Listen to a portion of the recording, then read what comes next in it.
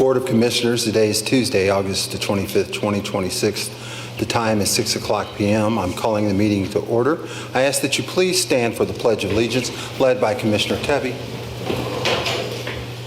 I pledge allegiance to the flag of the United States of America and to the republic for which it stands, one nation, under God, indivisible, with liberty and justice for all.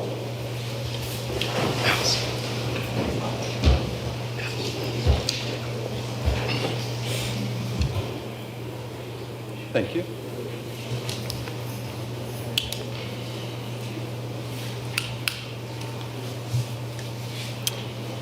Will the clerk please call the roll? Commissioner Ackrey? Here. Commissioner Downing? Here. Commissioner Smith? Here. Commissioner Tebby? Here. Mayor Washington? Here. We have our quorum and are duly qualified to conduct business. Thank you, Madam Clerk. A little housekeeping. I'd like to move presentations of Representative Dietz right after reading of the minutes.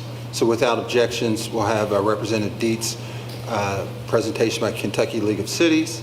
But first, may I have a motion to dispense with the reading and approve the minutes from August 11th, 2026? I'll make it. I'll second.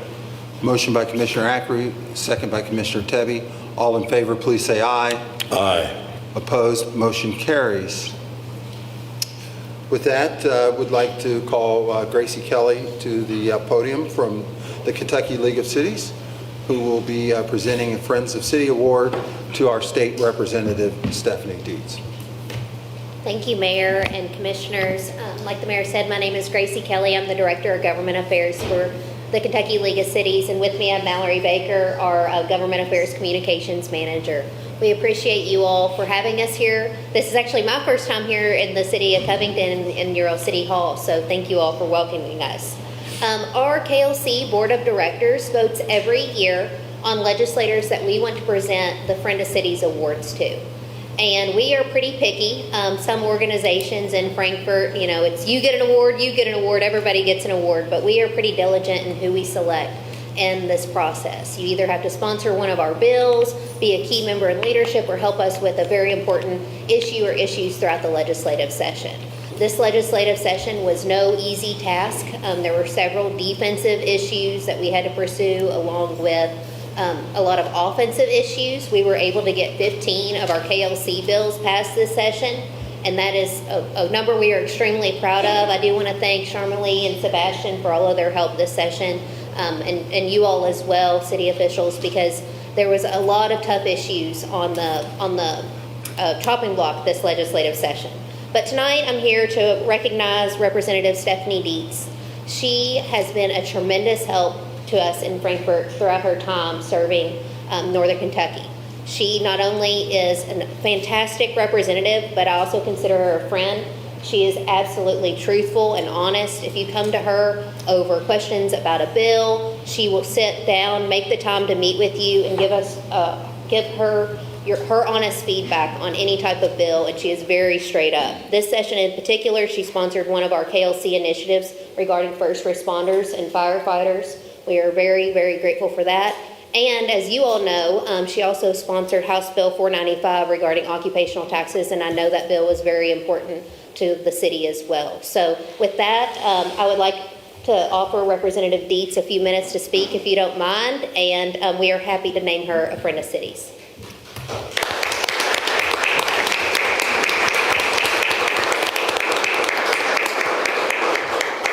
Well, first of all, Mayor and council members, you all make it very easy for me to do what I do, and you make me look really good because you're so easy to work with. And so I'm just going to say thank you to KLC and thank you to Gracie for coming to Northern Kentucky to present this, and especially to Covington, because I know we worked hand in hand on a bill, and sometimes it's not necessarily about getting a bill passed, but it's maybe a message that's sent when we file the bill. So I learned that, and I hope we can continue to work together. So thank you all for making me look good. Thank you. Thank you. Thank you. Mayor, do you So mind? we're going to do one more recognition, and then we're going to go into recess for photographs, okay? Perfect. Thank you. Okay, thank you. And Stephanie, thank you for always being there for us to call and run things past and sponsoring our bills. That's important to our community. Really appreciate you for doing that. So, next order of business, will the clerk please report item number 1 under new business? An order accepting the retirement of J. Kyle Snyder, Executive Director, Covington Motor Vehicle Parking Authority and Infrastructure Development Specialist, Economic Development Department, effective August 31st, 2026. Thank you.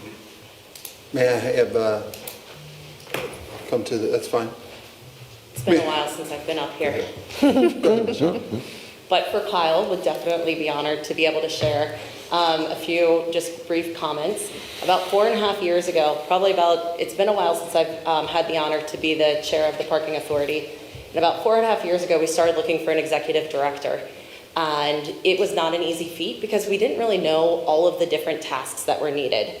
But when Kyle came forth and with his skill set of GIS, his personality of being able to work with the community, it shone. It was something that it was a no-brainer to have Kyle lead this parking authority, help lead, make sure that we took a program that was created and just take it to that next level. And Kyle definitely did that.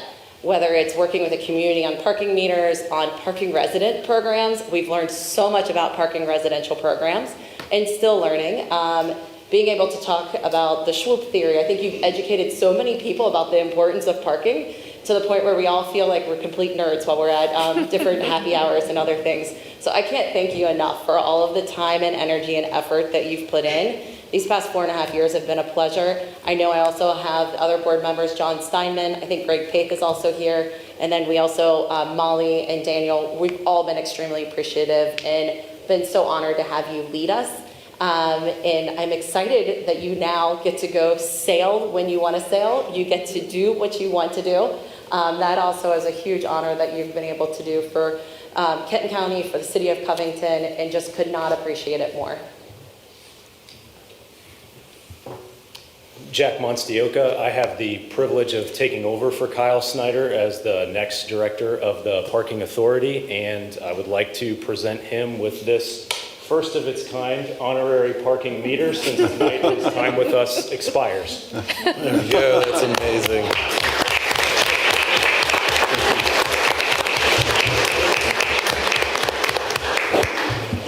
Thank you, that was heavy. I got to work with Kyle for a little more than 4 years in my previous role with ABM, and I couldn't have had a better model for how to conduct yourself as a public servant and as a representative of the parking system. I learned about how to engage with the community from you. Kyle took every phone call, he addressed every complaint. He was the first person to show his face anytime there was any type of issue, and he made everybody around him feel heard and respected and valued. His tenure didn't even quite last for 5 years, but he made a ton of improvements to the parking system and the customer experience, from $1 million plus in critical maintenance that was long overdue for a lot of our facilities, to modernizing the parking meter system. The parking experience got a lot better under his tenure, and I'm honored and privileged to carry on his work. Thank you. Thank you. Thank you. Kyle, would you like to address this? Sure. Thank you. For starters, this is an old retired meter. This is the coin-op only that we have that we replaced with digital solar-powered smart meters that take credit cards. But yeah, it still works. It's a clockwork mech. But it's been a privilege and an honor to be here. I've really loved engaging with the community and working on a system and growing it and making it better. I think, as Jack said, I've kind of been the preaching about what parking is and what it means to the city, not just for parking, but as an economic development tool, as one of the first and often the last interactions that a resident or especially a visitor has with the city, that you come in and you park, and if it's easy and clean doesn't feel expensive and doesn't feel, like a cash grab somehow, then you feel better about it. And a big part of my job has been addressing problems where that happened and helping to make those smoother and better as we go. So I hope I'm leaving the city and the parking system better than I found it. And we'll do some other work along the way. I probably won't be a stranger. I'm planning to substitute teach at least to start with, and we'll see where life goes from there. But it's been an honor and a privilege. Thank you very much.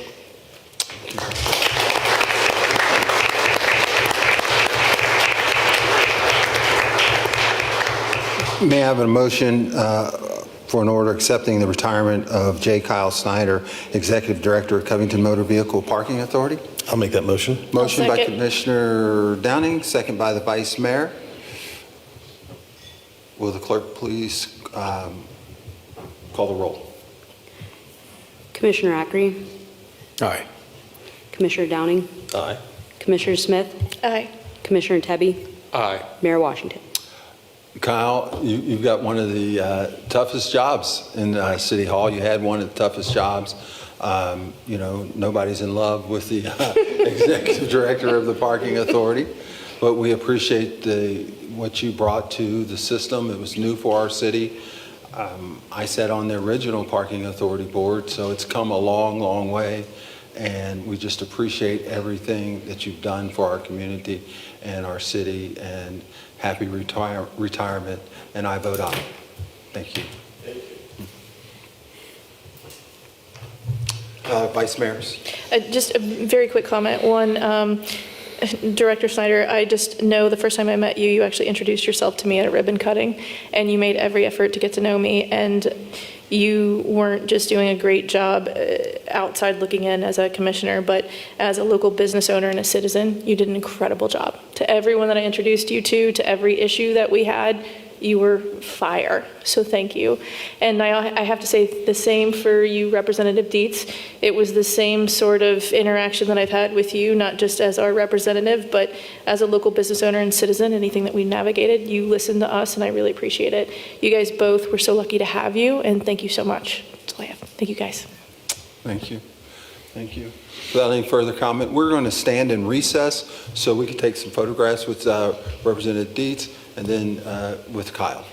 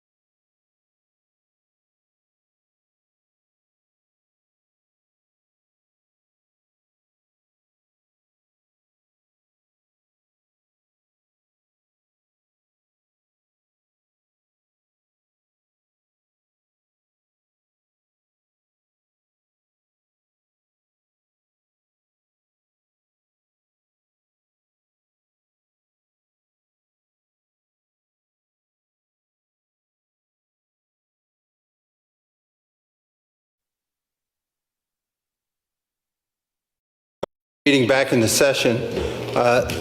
Next up is public comments. I just want to remind the audience that you have 3 minutes to address the commission.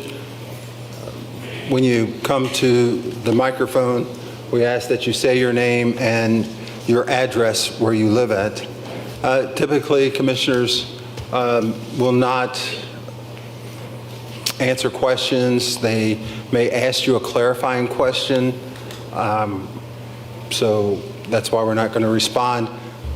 For the most part, we have a portion in our agenda that the commissioners have the right to speak, and that's the end, around the end of the meeting. So knowing that, first person up, there's the sign-on list, and a lot of times people will make this mistake. They think since they're coming in the meeting, you have to sign this list. So if you don't wish to speak, just let me know and we'll move to the next person.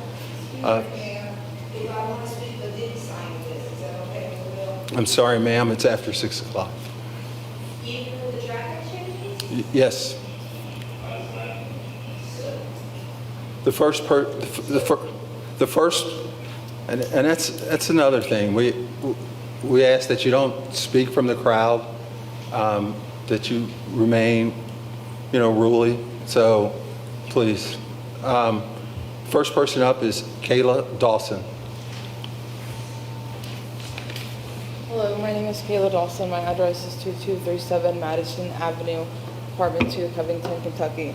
And I'm kind of here as a last resort and to bring attention to things that are going on in the courtrooms, and as far as domestic violence, IPOs and EPOs are going.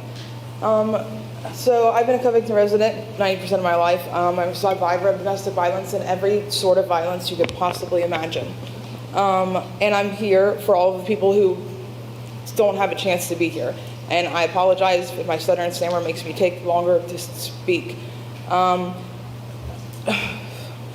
system is leaving people who are asking for help dangerously exposed on a regular basis. I've applied for 2 EPOs in my life. The first one got denied with 5 individual. I had a binder of abuse categories, and I had 5 pieces in each of them, and the judge still denied me protection. And what happened after that was that person showed up at my house and almost took my life from me. Okay, so, and after that, why would I trust going back? As of recently, I have been trying to help a family member, and I've called the police. I went to the station. I've had proof of abuse. I've tried to get mental welfare checks, but just because the family member wouldn't comply, that's in the abusive relationship, who's had their kids taken from them already, there's nothing anybody could do. And the person that they're with has 1 endangerment charges. So I'm just trying to protect someone. When victims are turned away, the Kentucky stops tracking them. National research shows that most homicides happen to victims without protective orders. And locally, North Kentucky has one of the lowest emergency protective orders approval rates in the state. In our region, EPOs and IPOs are denied or withheld more than half the time, and we are the 2nd highest in the United States for domestic violence. That's not an abstract statistic. It's literally a threat to people's lives everywhere. And I'm not just talking about women, children, men, everyone. Covington does not have a mandated lethality assessment program for an on-scene screening, while like other Kentucky jurisdictions do have that, to identify high-risk victims and immediately connect them to advocates. We have the ION Center for Violence Prevention, yet we don't get to use it as it should be for people in domestic violence situations. I'm sorry, I'm autistic and I'm terrified. The court process has so many structural problems, petitions often filtered out on unclear technicalities, judges issuing blanket denials on paper applications, and petitioners frequently have no rapid opportunity to present secondary evidence or testimony. And genuinely, what's the harm if someone's just wanting protection? What's the harm in granting somebody protection when they are asking for it, begging for it? I've even talked to a couple of first responders, and they would rather correct people and take people to jail who are violating an order than show up when it's too late. This is not about blaming individuals, it's about fixing a system that repeatedly leaves survivors exposed. I'm asking the board to use your voice, because I'm just a person, to do something about this. Figure out why like more than half the people aren't getting help, and why we're the second in the state. Okay, thank you, ma'am. Vice Mayor. Thank you for speaking, and I don't know that you're familiar with some of the things that we've done, but we actively engage and support the ION Center in every way. We also engage in, it's called the Green Dot Program and bystander intervention, and I'm also an attorney, so I intimately understand the obstacles. One of the representatives that was here earlier today actually changed the law to make it easier to protect the persons in those situations. So my only ask of you is, would you mind just giving your maybe email address to our city manager? I can reach you directly so we can understand exactly what you're asking, because this is something that has never fallen on deaf ears since I've been in office, ever. So let us know. Who do I give my email to? I'm sorry. There. Thank you very much. Next person up is Mohammed Ahmed.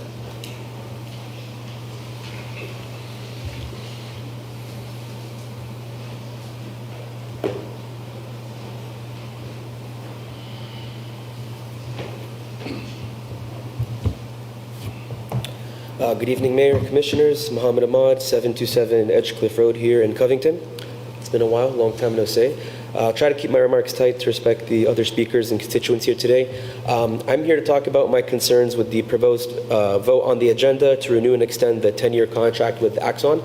For me, I understand that Axon already provides our local police with body cams and tasers, but the proposal to add the automatic license plate readers and AI reporting is something I find deeply problematic, because even though Chief Wheatholder said the city would own that data that would be captured instead of it being stored on some kind of cloud software like we've seen with the flock cameras, there is a strong chance that could change, and I think that's not a matter of if but when. I don't want our information placed on a cloud system that contributes to what I think is a more comprehensive and powerful surveillance state. And then specifically as far as AI goes, I think even if you replace a human with something like that, it's not immune to making errors, because who's to say that we won't see this potentially, I don't know, maybe being misused like we've seen with other flock cameras and other locales, which again, I know different and separate from Axon, but still equally relevant. But a big reason why I also don't trust adding on more Axon technologies, because if you don't know, Axon was just recently, they just recently acquired an Israeli technology company called Carbine. So Carbine would be combining their cloud-based technology with Axon's AI software. To add more context, Carbine's CEO, Amir Elichai, was an IDF officer who served in intelligence units. A little more context, one of those units, which is called Unit 8200, used AI technology called Lavender to target homes and civilian infrastructure in Gaza that were indiscriminately bombed during the genocide we just watched for coming up on 3 years. So I think we can see now how that genocide affects us beyond the fact that our taxes paid for it. So for all those mentioned reasons, I can't trust a company like that with our information or what they might do with it. I think instead of investing another blank check towards systems that only benefit national security interests that don't really share the benefits of everyday people, I think we're better off investing that $6 million towards more beneficial ventures like schools and programs and roads and the likes.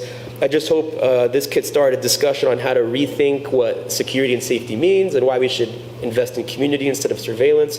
I think this type of critical engagement is important, and I'm glad that people in Northern Kentucky have collectively risen up across different divides to oppose this assault on our freedom and liberty.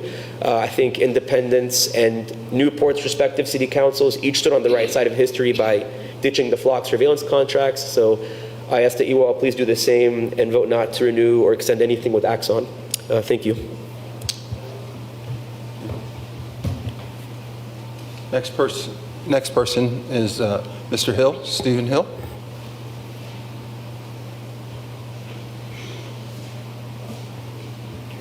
Thank you, Mr. Mayor and Commissioners, for the opportunity to speak tonight. My name is Stephen Hill. I live at 901 Western Avenue in Covington, Kentucky. In their reporting on August 11th, the meeting of this body, Link NKY stated that the item I'm going to address was placed on the consent agenda, indicating it will probably pass. Like Don Quixote before me, I have a habit of foisting my lance at windmills. The latest windmill is item 9 on the consent agenda, the proposed sale of 3 lots bordering Western Avenue for the placement of 3 3-story apartment towers. The proposal indicates that the lots are contiguous. But you can see on the GIS map that I have in front of you that 866 Western Avenue is on the east side of Western Avenue. 867 and the combined 871, 873, 877, 73, 75, 77, I think is what it says, is on the west side of, those are the only two contiguous lots there. So all the information that they use to develop the acreage and the massing and how many residents they can put on that lot is incorrect. They only have 0.88 acres and not the 1.02 that they have. And the calculations, the proposal is incorrect. Also, 866 on that along Western Avenue is right where we just put up a retaining wall for about $1.2 or $4 million. It's also landlocked from Crescent Avenue, so I have no idea what they want with that lot or how they can develop it. It's a significant problem there. Last week, upon learning of this proposal, I responded with an email citing the historic slippage of this hillside. Every hillside in Covington is different, but this hillside slides.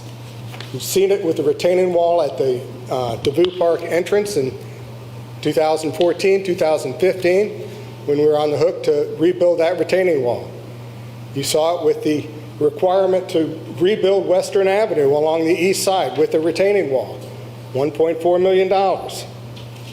The current state of the east side of DeVue Park Drive, as you're going up to DeVue Park Drive, is slipping down that hillside.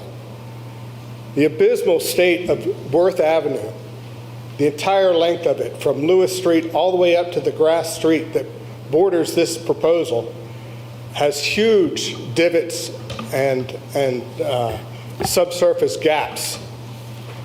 The lots in question meet the requirements of a developmentally sensitive area. Thank you, Mr. Hill.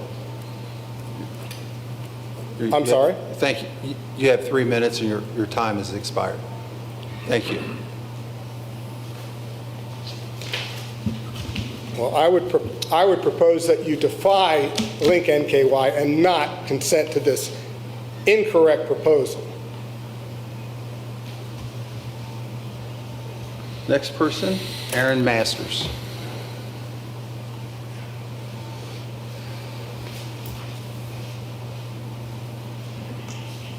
Hello, I'm Dr. Erin Masters. I'm an accounting professor and proud resident of Covington. I live at 1344 Greenup Street.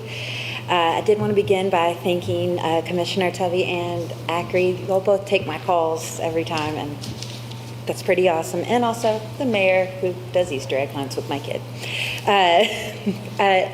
I'm here about the Axon agreement, and I just want to say that I don't think it should be on tonight's consent agenda. It is a 10-year agreement over 6 years. I'm an accounting professor, and I have some issues with a few of the things in the contract. The media coverage so far has really focused on the ALPRs, but there's some other things in the contract that I'm not a fan of.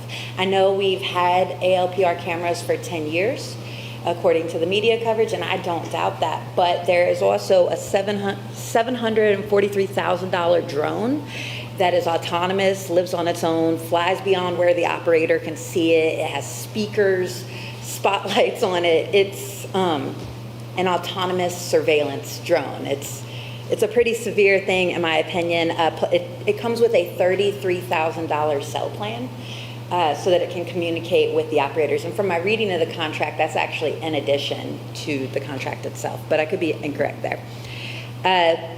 I just want us to be really clear-eyed about what you all vote on tonight, and I don't think saying that we're updating equipment is the same thing as saying that we're adding autonomous drones. That is quite a different thing than just redoing the ALPR cameras. There is also the $2.3 million in AI licensing for 117 officers. The largest piece is software that drafts police reports from body camera audio. And I want to flag that the ACLU has advised against this technology, citing bias and the loss of officers' own independent account what happened. There have been errors that have occurred on this, and if it occurs, Axon does not hold that liability. The city does. And in some places we see that the state's attorneys, or in our case, Commonwealth's attorneys, do not take this as submittable evidence. So I do want to know if our Commonwealth's attorney has said they're going to do it before we invest in such an expensive technology. And then on the license plate readers themselves, I know it says that it's audited, but the state law doesn't specify as to whether that's an independent audit. So I want to know if that's an internal audit or if it's actually what an accounting professor would define as a true audit done by somebody that's not biased and doesn't work for the police department, and if that audit would be made public. And one more thing, and I'll end with this. I really don't think this is about whether Covington police should have equipment updates when they need it. I think it's about a 10-year contract made by a board on behalf of 3 future boards, right? It's 10 years, $6 million. And after one question last week, I'm asking you to pull this item and to give it the discussion it's worth. I'm sure that if it's passed tonight, it will receive a lot more coverage elsewhere. And I think our community deserves a little bit more time to chew on this and to see what everybody's comfort level is. Thank you, ma'am. Thank you. Next person is Ann Mitchell.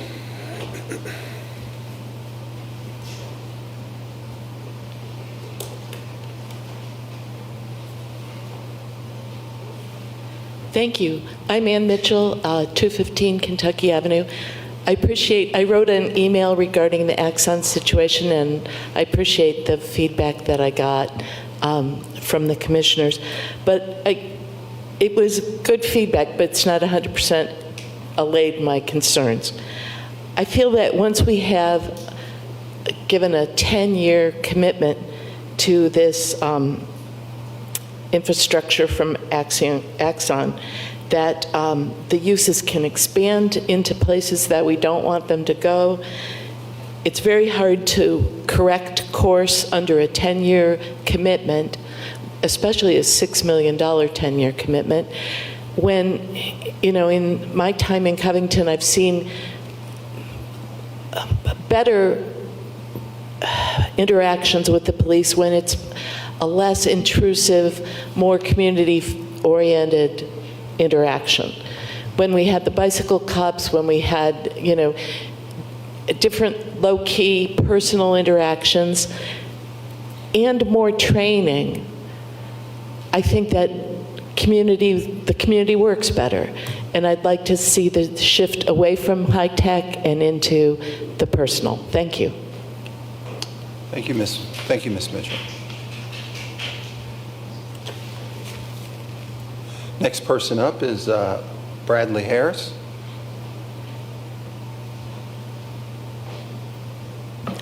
Hello, I'm Bradley Harris. I live at 1345 Maryland Avenue in the east side. First, I want to say thank you. Oh, that's helpful. This is my parking, just so you know.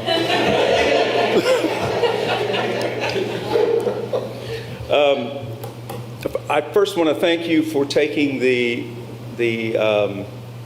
condition of 1414 Wheeler Street seriously when I sent an email to you all, and you have got it on the consent agenda, you funded it, and I'm just can't wait for it to be torn down. So thank you for that. Thank you for listening.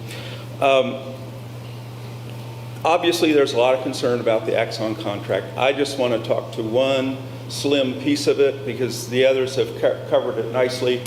But my piece is that when somebody starts talking about AI, it's a tool to reduce the labor involved in someone's job. And in this case, it happens to be 114 or so officers. And it was described as eliminating the data tax, which is a great name for that, the drudgery at the end of the shift of putting the report together, or if you've got an arrest or something, pulling that out and dealing with the data on the camera. Being able to do that is a great thing. Now, if it does it well, I'll assume it does, that's a great thing. It creates that first-person narrative for a police report. You don't have to go skimming through this long file tape or whatever. Transcribing, translating, that's all great. I want to talk about the fiscal responsibility that should go with that. When organizations put in AI, they do it to become more efficient. And that means cost savings, and there's been nothing discussed regarding cost savings that I can find anywhere in the discussion. If any organization is considering AI, they're doing it for that reason. If you're legal, if you're a CPA firm, these are the kinds of outfits that are using this right now successfully, and they have made some changes in their headcount because of that. Now, I'm thinking that with these guys and gals that are police officers may be looking at saving a half hour or an hour at the end of their shift. You multiply that times the number of days in the year and the number of officers involved, and you've got hours and hours of savings. Thank you, sir. All right, thank you. Thank you. Next person, Mr. Paul Long.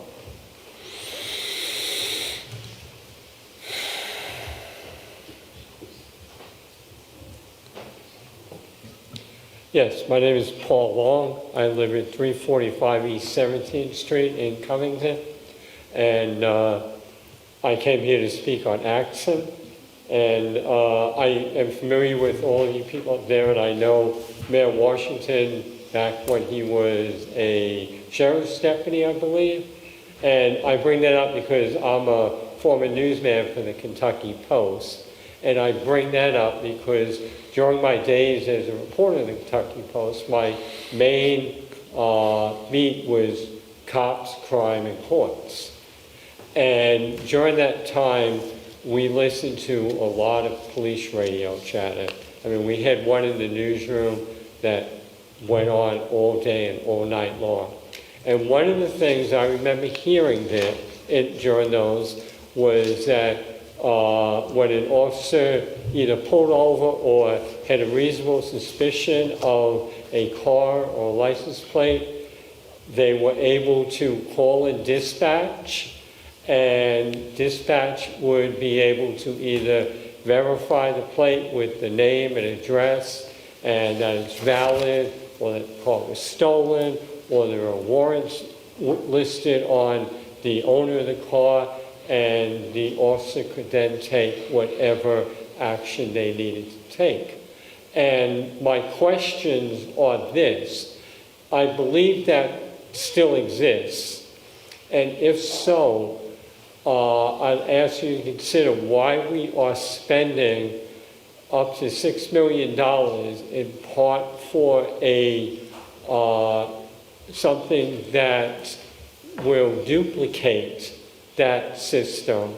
And I also know that dispatch has, in the years since I've been a reporter, has been expanded and upgraded significantly.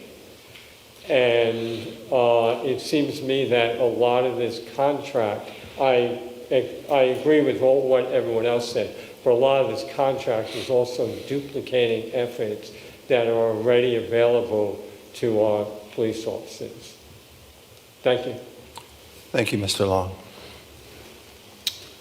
At this time, that concludes our public comment, and we'll continue with the agenda.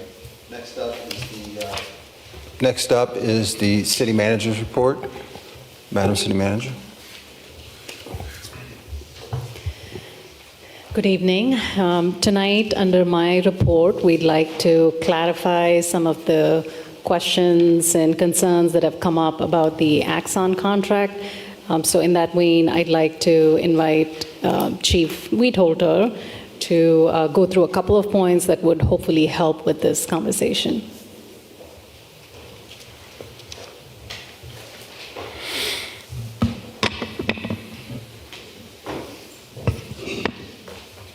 Good evening, Mayor and Commissioners.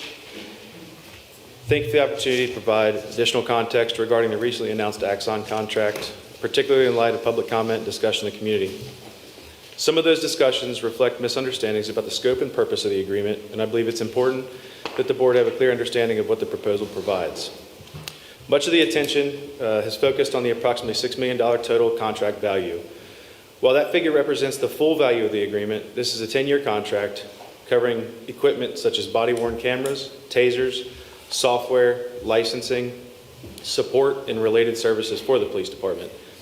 Additionally, a portion of the contract would be funded through asset forfeiture proceeds collected primarily in connection with drug-related cases. The bulk of the contract relates to the continued expansion and improvement of the city's body-worn camera and evidence management systems, which documents police interactions, preserves evidence, and supports transparency and accountability. And with that comes ever-increasing technology costs simply to maintain the equipment and services that we currently utilize.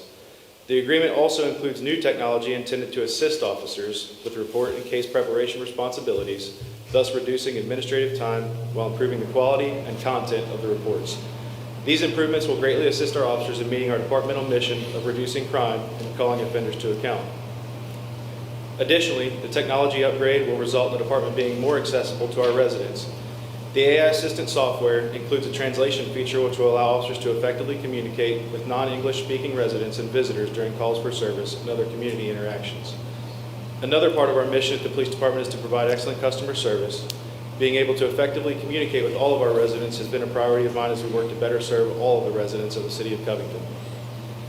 I also want to specifically address concerns regarding automatic license plate reader, or ALPR technology. The Axon agreement includes a small fleet-based license plate reader component consistent with technology the department has used on 4 of our marked patrol vehicles for over 15 years. These mobile units are used for tasks such as locating stolen vehicles, stolen license plates, and finding missing persons who may be linked to a specific vehicle. This technology is significantly different from a broad fixed network designed to continuously collect vehicle location information. Unlike nationwide network platforms, the department's ALPR system would be limited in scope, access, and retention. The data is owned by our department and can only be accessed if permission is granted by a reviewing authority. The information gathered is not utilized as part of a national or regional network freely accessible by other departments.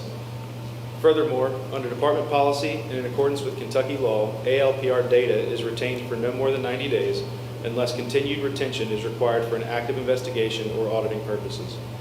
Access is restricted to authorized personnel who must document the reason for accessing a license plate read, and those searches are regularly subject to audit by the commander of the Investigations Bureau. These safeguards are intended to prevent misuse and are consistent with professional standards and state law. I hope this information clarifies the scope of the proposal and addresses some of the concerns that have been raised publicly, and I stand for any questions that you may have. Questions by the body? Commissioner Ackley.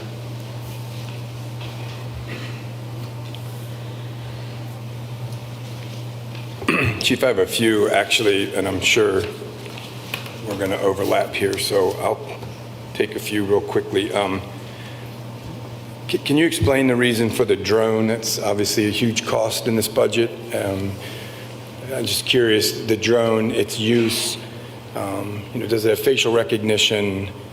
Is it continuously monitoring all these things? Just kind of a quickly explain the drone. Sure. A drone is a first responder program. The drone would be placed at a fixed location throughout the city to maximize coverage, to be able to respond to calls for service. That location would prioritize the coverage area. The flight time of the drone is approximately 35 to 40 minutes. It would have to return back to the dock where it is housed to recharge. It typically charges from 15 to 95% within about 35 minutes. Ongoing surveillance is not possible with this. The drone can be linked to CAD calls for service. We can dictate what those would be, specific types of calls that we would want it to respond to. However, the autonomy does require a human to approve that flight. So somebody within the police department, if it's connected to the CAD service, would have to you can tell it yes or no, you cannot fly to that. So there is a human in the loop part of that. As far as what it would be used for, the possibilities are kind of endless with a drone. One of the things that we've talked about, a specific example here in our city, would be locating missing persons. We have the Ian alert in Kentucky because of a 2022 case that involved Ian from our city who walked away from the children's home and ended up being deceased. The drone is capable and has the technology that we could deploy the drone and we could locate somebody like that potentially before a tragedy strikes. We could coordinate, if we had any barricaded subject, anywhere there's safety of officers, safety of our residents, with the ongoing bridge construction in the city.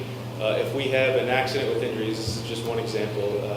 A lot of times our officers are communicating with dispatchers asking, can I get on at the 5th Street exit? Can I get on the 12th Street exit? Where are the cars at? And people are in kind of a panic mode. They don't necessarily give which mile marker they're at. So we could deploy a drone in that case when there's life-saving measures that may potentially need to happen. They could tell our officers where that accident is on the interstate, and we could respond faster as well as the fire department.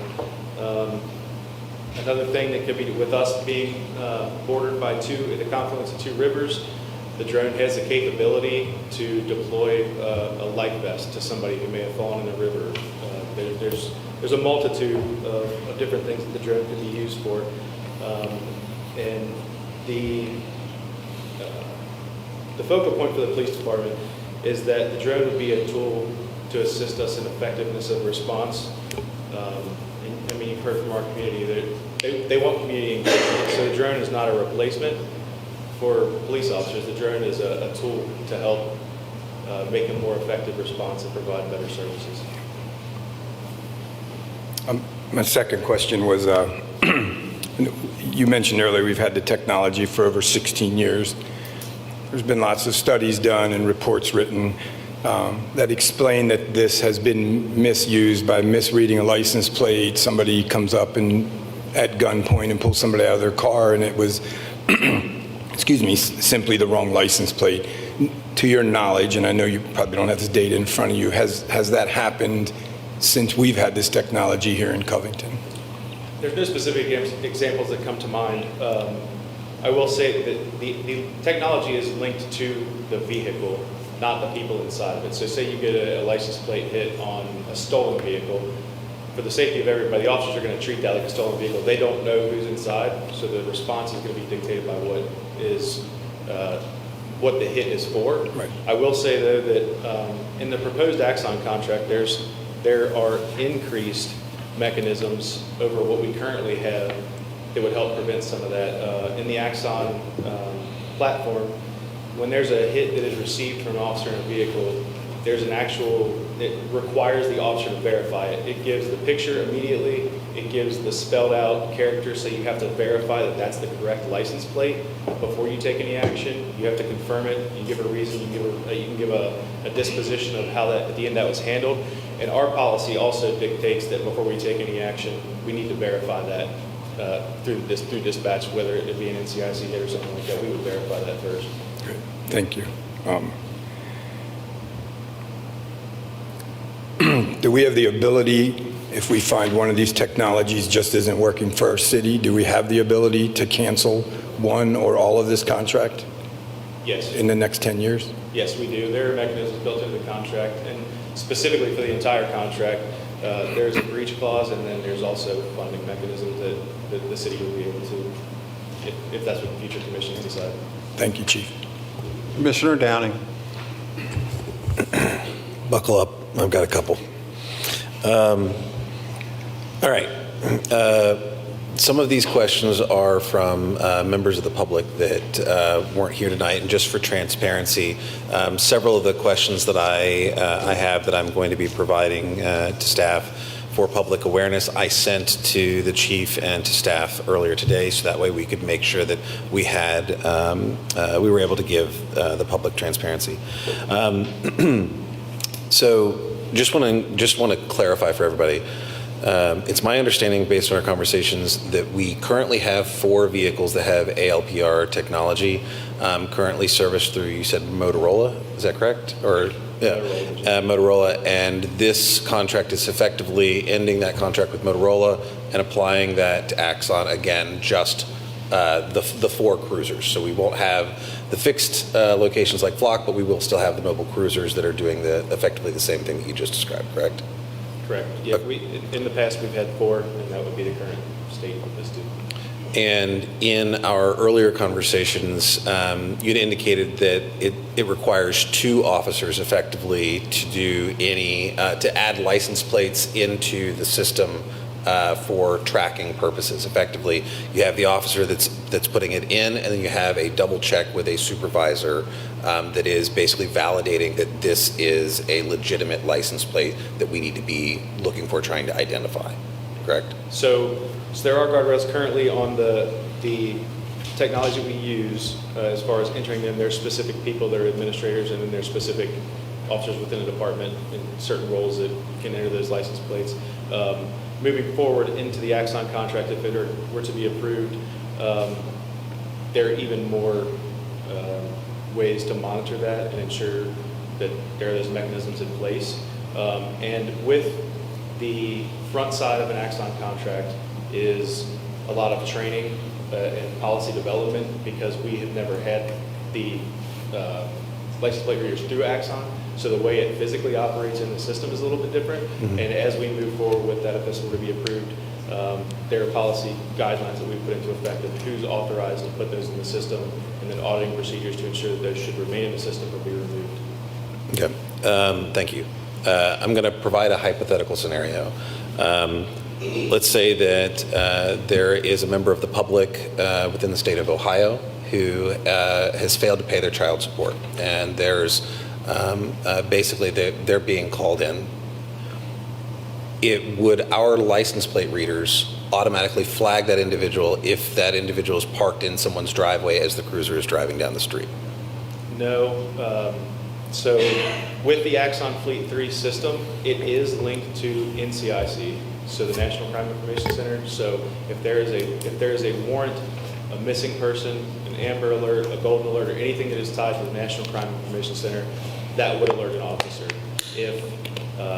So most of the warrants, like the specific example, you're given a warrant, unless it rises to a felony level that a prosecutor believes that a person needs to be extradited within a certain area, those are not entered into NCIC. So a local non-support warrant would be, for us, would be in the Kentucky e-warrant system, which is not linked to the ALPR system. So an issue that rises to a certain level will be basically that will be part of the national database that the ALPR draws from in order to scan the license plates? Yes, anything that's entered in NCIC, which is the same as if the officer was driving by the vehicle and ran the license plate, it's the same return that they would receive through NCIC that way. And for clarity for the public, NCIC is federal, right? Yeah, it's the national crime. It is not, sorry, for a point of clarification, it's not federal as far as federal crimes. It's a national database that is utilized by local entities. Understood. Can you provide details around the auditing process that we currently have and how that will change under the new contract?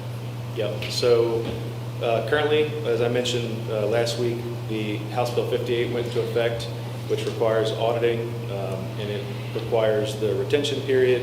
And then, give me just a moment, I'll just go ahead and pull the policy up so I can state.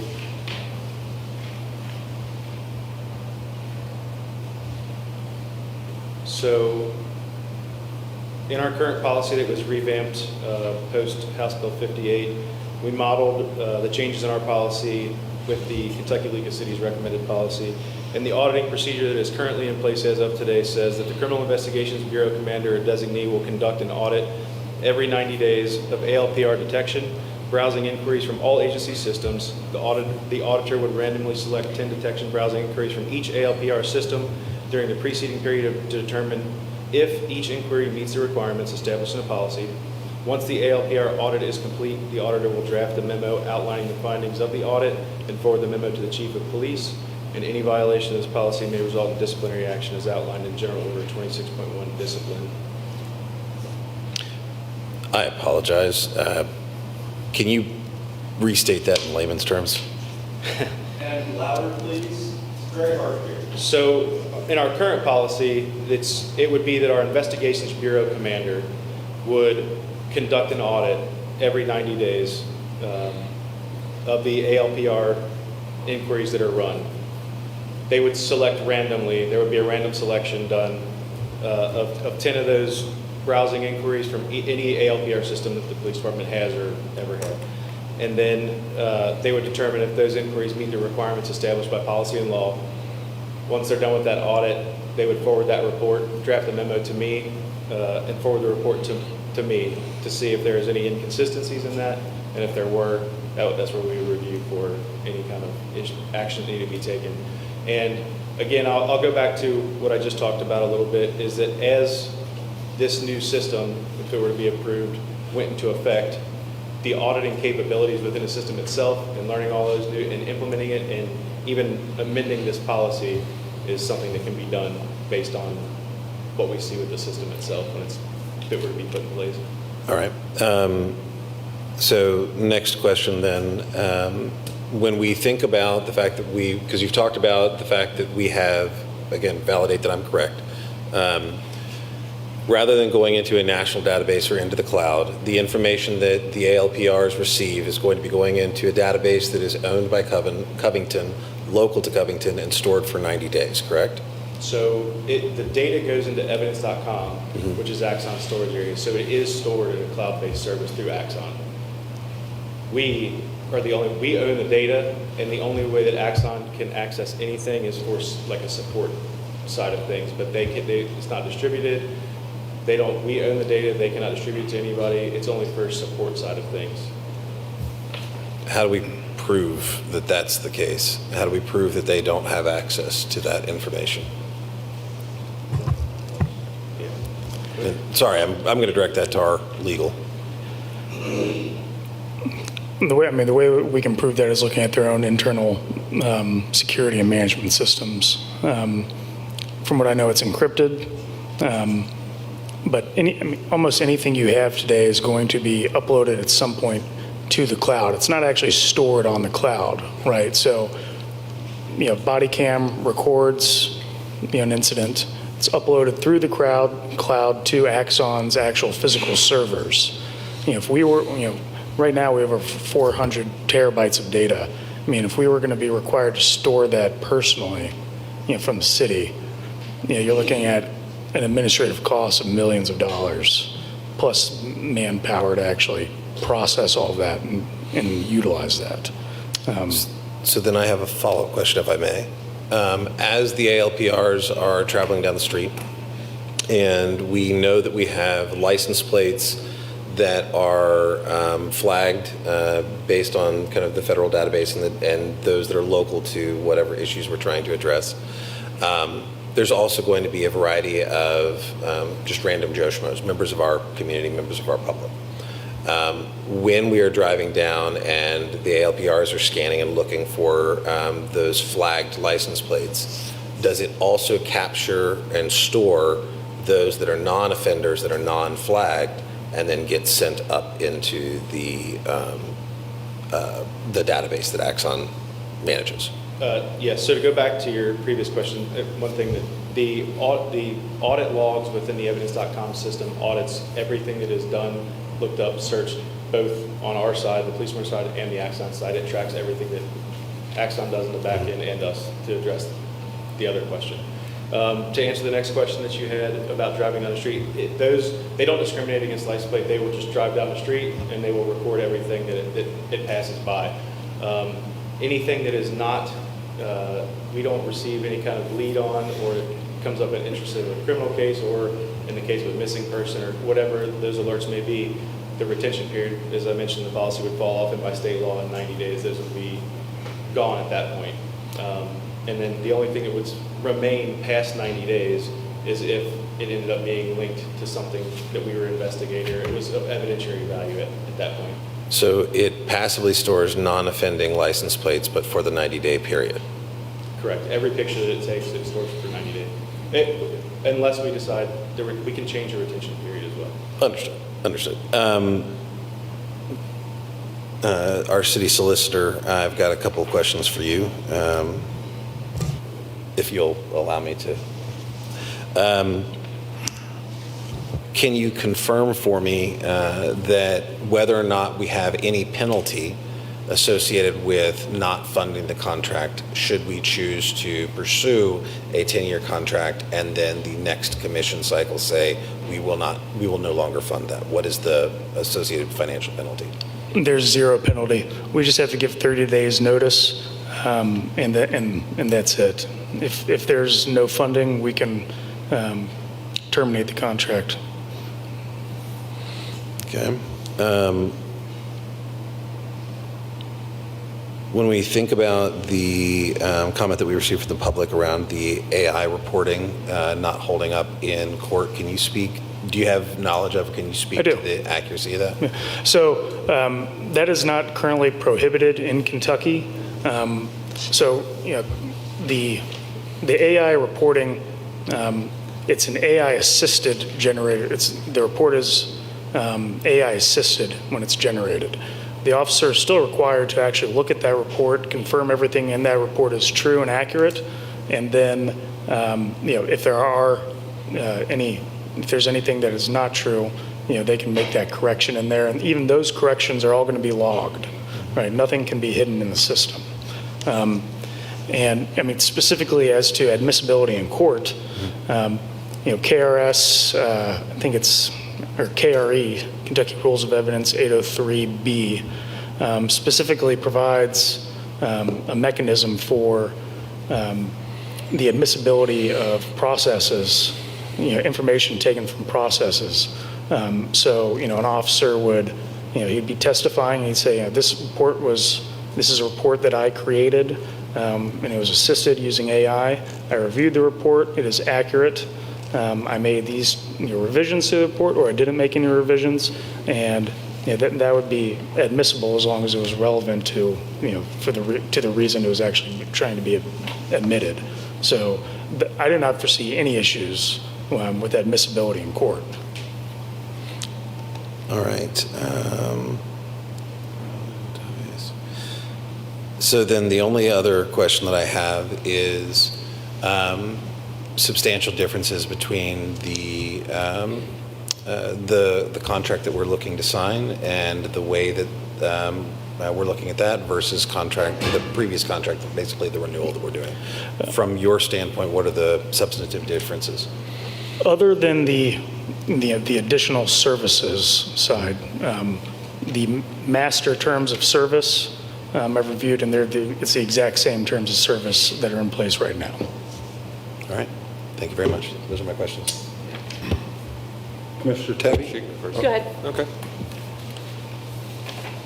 First, Chief, thank you for sitting up there and taking some of these questions. I know this is longer than our typical meeting. But one of the questions I have with especially drone technology, AI technology, everything evolving so quickly, is there a reason why we would go with a 10-year versus a 5-year contract? So the 10-year contract, through the budgeting process and trying to plan for this, we discussed that. I discussed it with the finance director, I discussed it with the budget director, and also with Axon. A lot of it is the technology's increased so fast, and the cost is ever increasing as well. So by locking into the 10-year contract over the life of the contract, it saves you a pretty significant amount of money.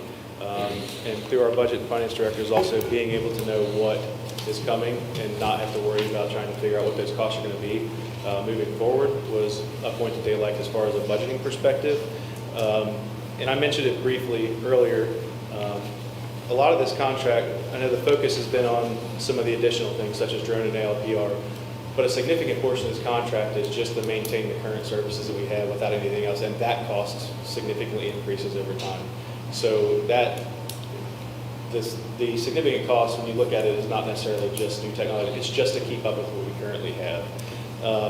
And over the course of the actual dollar amount, by going with the 10-year contract, in addition to some of the bundling savings, what they believe to be inflation costs over the course of the contract, should we do it on shorter terms, was about a $540,000 or so $100,000 savings to the city. And then with the mechanism that we talked about, that if future commission or council does not believe that they have the ability to fund it, that we can get out of that. Mr. Tevy. Another question. Mr. Harris made a mention earlier around like cost savings around report writing, and one of the things I noticed during when I did my ride along a couple years ago was how many times we had to start and stop the report. We'd start working on it, go to a call, running around. And just thinking back to like your time when you were out on the streets, you know, did you spend a significant amount of overtime doing report writing at the end of the shift? There is, I mean, part of police work is a significant portion of it is writing reports and documenting what you've done for evidentiary purposes. So I don't, and Frank mentioned this, I don't want to confuse AI-generated reports with AI-assisted reports, which is what we're proposing. The officers still have to complete the Kentucky Ops report, but the AI assistance piece of it would help generate the narrative portion of it, which would be a savings for sure. I mean, there's been some upgrades in the Kentucky Ops system where we can copy and paste people's information and make multiple copy reports faster. This would help with the narrative portion. And another reason why this is beneficial to us is sometimes when officers arrive on a chaotic scene, they maybe have 5 or 6 different people talking to them, yelling, screaming at the same time, and they can only remember, and they can only take in so much in those chaotic scenes. So their recollection of that, even though you can audibly hear somebody say something to them in a body camera, doesn't mean their attention wasn't on something else. So I've heard a lot of good feedback from our detectives and our investigations bureau that, hey, if this technology is available to us and that AI assistance is capturing some of those things that were said, but the officers didn't necessarily hear, it's very beneficial because when that transcription comes through, they would have that immediately when they're assigned a case the next day or on a Monday or whatever that case may be. And then they're not spending hours upon hours sifting through that to maybe hear that in the body cameras or listening for something else, and that also can speed up a significant amount of investigations. Well, you just answered my next question because I was going to mention my time in Afghanistan, you know, especially as chaotic situations come, trying to recall the sequence of events becomes extremely challenging, you know, in those high stress environments. One other question I have about the drone, and obviously if nobody's aware, I am a Part 107 drone operator. You know, you're talking about the battery life. That was one of the things that I knew off the bat, like it's something that can't continuously fly up there. Do you happen to know what the top speed of that is? I do not. And the reason I asked, so I'm looking at, you're saying it's roughly, what was it, 45 minutes flight time? Between 35 and 40, I think is what. And I'm thinking if there's a call in Latonia, so that flight from wherever it's housed to there could be 5 to 10 minutes. It has so many minutes on time, and my drone tells me you're this far away, you got to spend 7 minutes to come back. So that, just want to clarify, that's not 45 minutes and, you know, hovering over a location or anything like that. That counts transit back and forth. And the last question I had is, when the drone is traveling to and from a call, is it recording during that transit time, or does it only record once it gets on scene? I believe it starts recording as soon as it leaves the dock. Yeah, sorry, I believe it starts recording as soon as it leaves the dock. In your last question, he said 45 miles an hour would be the speed. Same speed as a recreational, that's my drone. So there's a lot of data we have that we have reviewed. And when I talked earlier about the placement of the drone dock itself, a lot of these is that the drone, some agencies who have put the data out, the drone has responded like 77% of the time faster than the first responding officer to get on scene. And then if you look at the data from where the dock is, that it takes usually less than 3 minutes for it to arrive somewhere within that radius that it's capable of. And one more, I'm sorry. And last thing about the quarterly audits that are done, would there be any concerns with, you know, future commission or council members, assume it'll be a council by the time everything gets brought up, be copied on those audits for awareness? No, and there's so much great data and reporting built into the system. There's a transparency portal that some departments have that we can show you examples of that gives you just about what types of calls the drone went to, the average time that they were spent on them. All that data is pretty much built in. And the same with the LPR data? Yes. Thank you. Vice Mayor.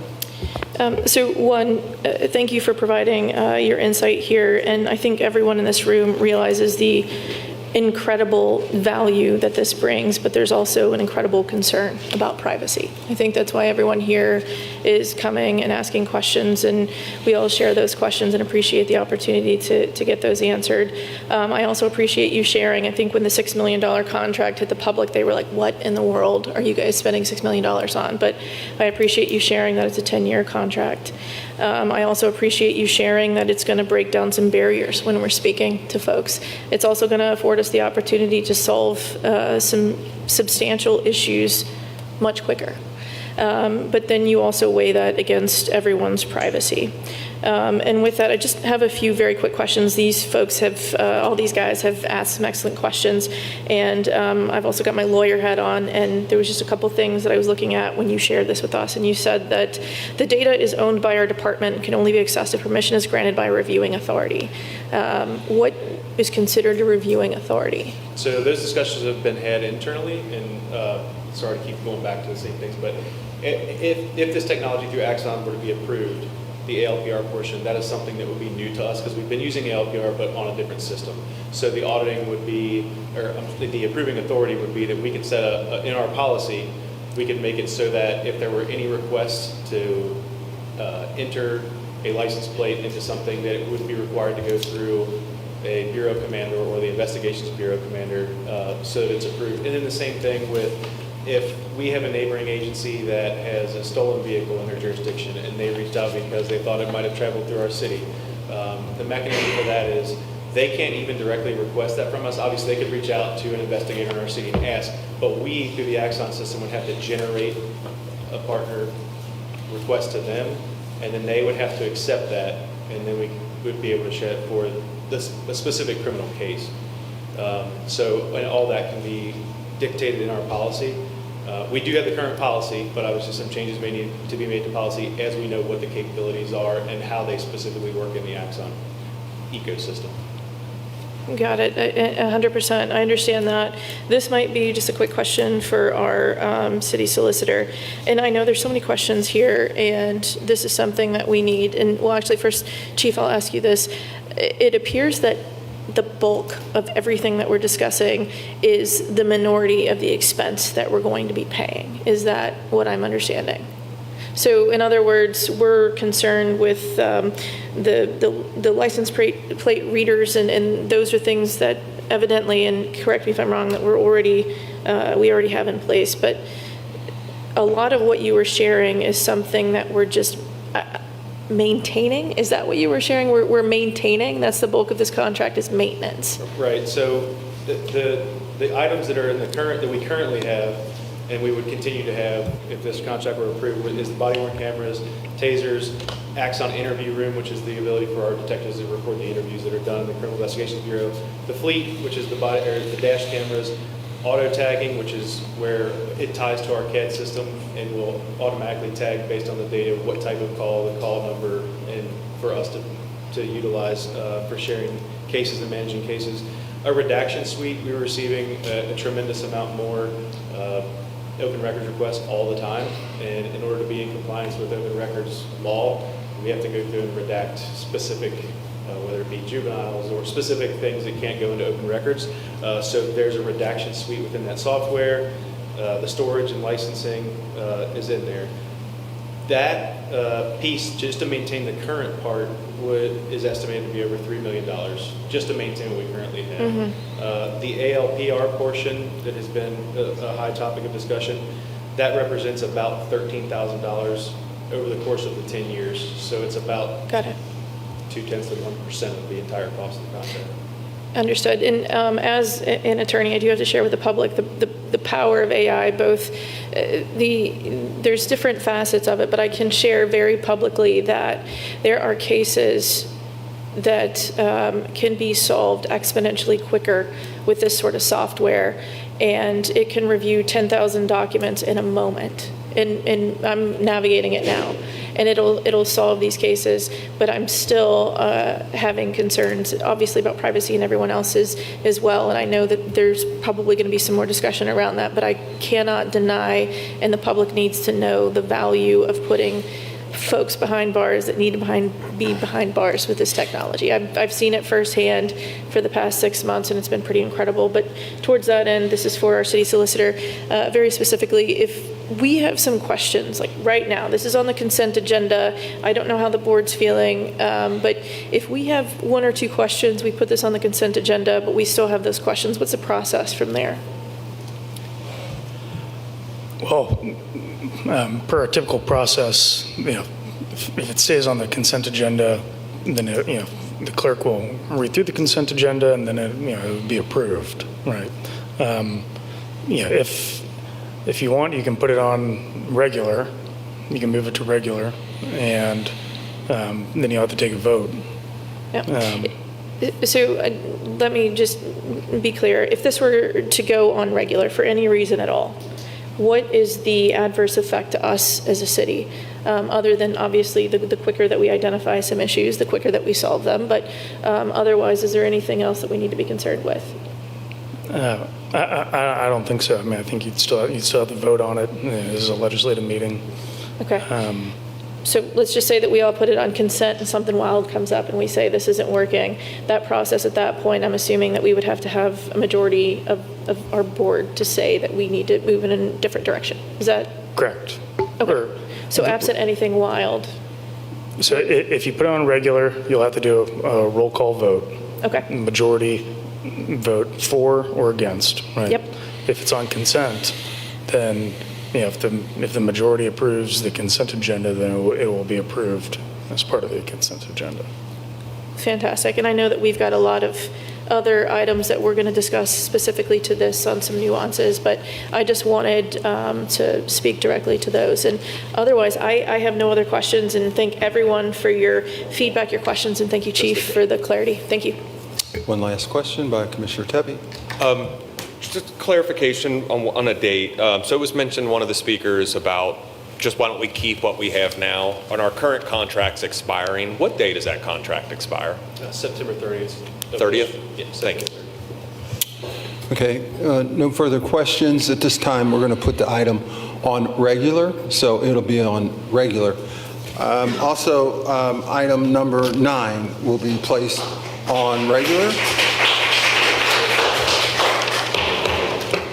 Just a little procedural thing. So city manager is going to complete her report, and then we're going to go through the consent agenda, and then Madam Clerk,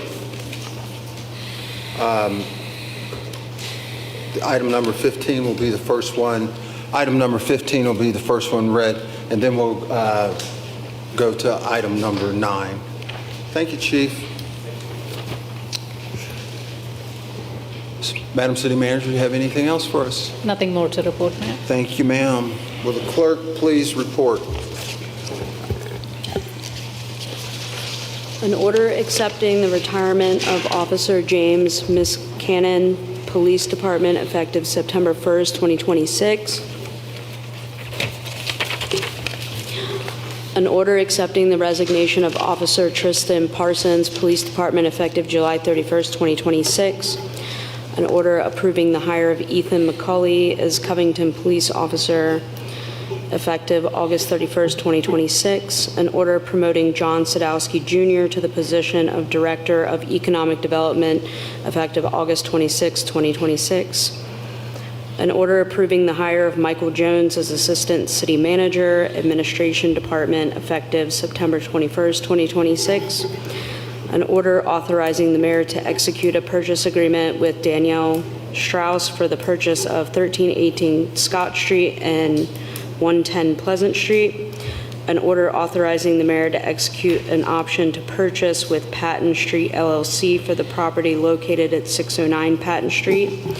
An order authorizing the mayor to execute an option to purchase with Spire Development Incorporated for the property located That goes on to regular. Oh, That's sorry regular. about that. You're fine. Okay. You're fine. An order approving the purchase of 2 2027 Ford F550 XL Super Cab 4x4 vehicles for the Covington Public Works Department from Paul Miller Ford. An order approving the purchase of 5 2027 Ford F350 XL Crew Cab 4x4 vehicles for the Covington Police or Public Works Department from Paul Miller Ford. An order approving the purchase of one 2027 Ford F-350 XL regular cab 4x4 vehicle for the Covington Public Works Department from Paul Miller Ford. An order approving the purchase of two 2027 Chevrolet Equinox EV vehicles for code enforcement from Bachman Commercial. An order authorizing the city to pay for the 2027 fiscal year membership contribution to South Bank Partners. Thank you, Madam Clerk. I'll entertain a motion to accept the consent agenda as read. I'll make that motion. Motion by Commissioner Ackery, I'll second. second by Commissioner Tevy. Any discussion? All in favor, please say aye. Aye. Opposed, motion carries. Clerk, please report.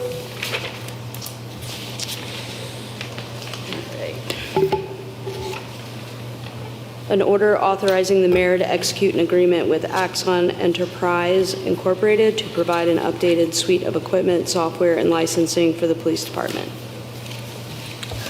Pleases the board, I'd like to offer an amendment to the motion, and I'll read the motion. Motion regarding Axon contract and public safety technology. Motion, I move to approve the Axon contract subject to the following conditions and safeguards governing the city's use of surveillance and public safety technology. Number one, flock cameras.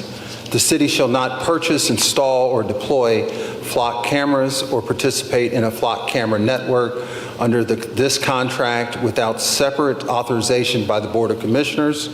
Number two, license plate reader data, access and sharing. Any license plate reader technology operated by the Covington Police Department shall be used solely for legitimate law enforcement and public safety purposes. Access to such data shall be strictly limited to authorized Covington Police Department personnel. Covington-generated license plate reader data shall not be routinely or broadly shared, disseminated, or made accessible to outside law enforcement agencies, third parties, regional or national databases, or any generally shared surveillance network. Such data may be disclosed outside the Covington Police Department only when required by law, pursuant to a valid court order, or other lawful legal process. In connection with the documented and legitimate law enforcement investigation or emergency, or by the order of the Board of Commissioners. Number three, license plate reader searches and data retention. License plate reader data that is not associated with an active investigation, criminal case, warrant, stolen vehicle, missing or endangered person, or other documented law enforcement person shall be automatically deleted after 90 days. Historically, license plate reader data may be searched only with the approval of the chief of police or the chief's designee. Searches of historic license plate reader data without prior approval of the chief of police or his designee shall be permitted in special circumstances where time is of the essence or where other exigent circumstances are present. Each approval or special use shall be documented and a report shall be generated identifying the data of the search, identifying the date of the search, the person requesting or making the search, the approving authority, and the legitimate law enforcement or public safety reason for conducting the search. Data associated with a documented investigation, criminal proceeding, warrant, missing person investigation, or other legitimate law enforcement purpose may be retained beyond 90 days as permitted or required by law. Number four, drone deployment. The Covington Police Department shall establish and maintain a written general order governing the deployment and operation of any unmanned aircraft system or drone acquired or operated by the department. A police drone shall not be used for routine, random, or indiscriminate surveillance of residents, neighborhoods, lawful gatherings, or private property. For purpose of this policy, an active criminal incident means an ongoing or immediately developing event involving conduct constituting a felony offense in which law enforcement officers possess facts and circumstance sufficient to establish probable cause that the offense has occurred, is occurring, or is imminent, or where the use of the drone can reasonably assist officers in protecting life locating or apprehending a suspect, assessing an immediate threat, securing an active scene, or safely resolving the incident. A drone may also be deployed to locate or assist in locating a missing, endangered, vulnerable, or lost person, including a missing child, for disaster response, fire, rescue, or other emergency operation where there is a threat to life or public safety, and for the legitimate city economic development process, including site inspection, mapping, planning, documentation, or promotional purposes, providing that such use is not conducted for law enforcement surveillance or criminal investigation purposes. Number 5, drone deployment reporting. Each deployment of a city or police department drone shall be documented. Within 5 days of each deployment, a written report shall identify the date and time, that deployment, general location, purpose, legal or policy justification for deployment, approving authority, duration of the deployment, and whether photographs, video, or other data were collected. A report documenting each deployment shall be provided to the city manager every 30 days. Number 6, prohibited drone surveillance. Nothing in this authorization shall permit the use of a drone for generalized surveillance, monitoring individuals without a legitimate authorized purpose, or observing constitutionally protected activities solely because individuals are exercising their lawful rights. Drone data retention. Number 7, video, photographs, recordings, or other data collected through drone deployment shall be deleted within 90 days unless the information has evidentiary value or is connected to an ongoing documented law enforcement investigation, criminal proceeding, public safety matter, legal requirement, or other authorized city purposes requiring continued retention, or when such data is being used by the city for economic development purposes. Any data retained beyond 90 days shall have a documented basis for continued retention. Number 8, policy, accountability, and 6-month reporting. The police department shall maintain written policies addressing authorized use, supervisory approval, access, searches, data retention, data sharing, security, auditing, and accountability for license plate reader and drone technology consistent with applicable law and the conditions established by this motion. The police department shall provide the Board of Commissioners and City Manager with a report every 6 months regarding the use of these technologies. The report shall include, at a minimum, the number of license plate reader data searches conducted, the general purpose of those searches, the number of drone deployments, the general purpose for those deployments, and information regarding data retained beyond the standard retention periods. The report shall not disclose confidential investigative information or personally identifiable information prohibited from public disclosure. Number 9, Chief of Police, public safety exception. Notwithstanding any other provision of this policy, the Chief of Police, and only the Chief of Police, may authorize temporary exception to the restrictions contained here within.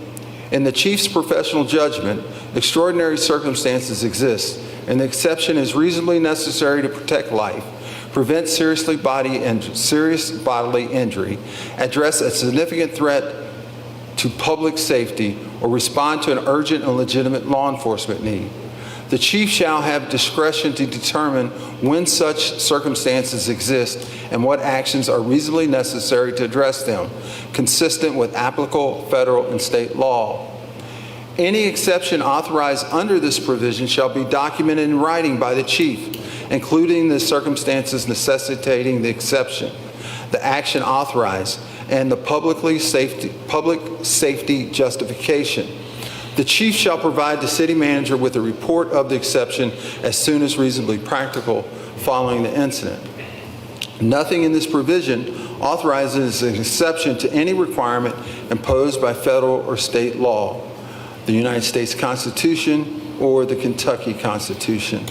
The intent of this motion is to provide the Covington Police Department with appropriate technology necessary to protect the public and effectively perform its duties while establishing clear safeguards governing privacy, surveillance, access, data sharing, retention, transparency, and accountability. I have a motion. May I have a second? I'll second. Second by Commissioner Downing. Discussion. Commissioner Ackery. Mayor, although your last statement, I agree with 100%. We want to give our police, all of our first responders, what they need. I would respectfully request to table this to give our public a little bit more time to ask us questions and move this to our next legislative meeting. I'll second the motion to table.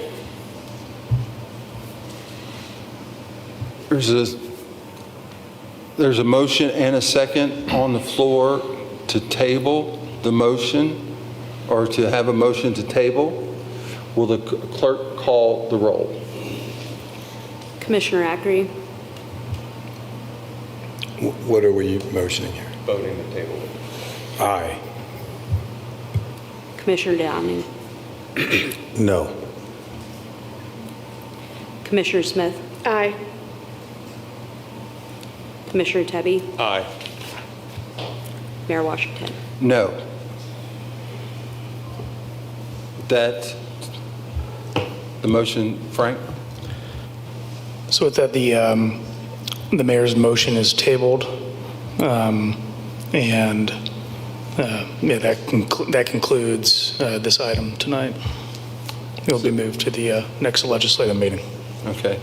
So by rule, the item's been tabled. By rule, it's been tabled for a year, because there hasn't been a date. That's not correct. It's tabled till the next legislative. Hold on, hang on for a second, hang on. Let me make a comment, then I'll let you talk. Okay. All right.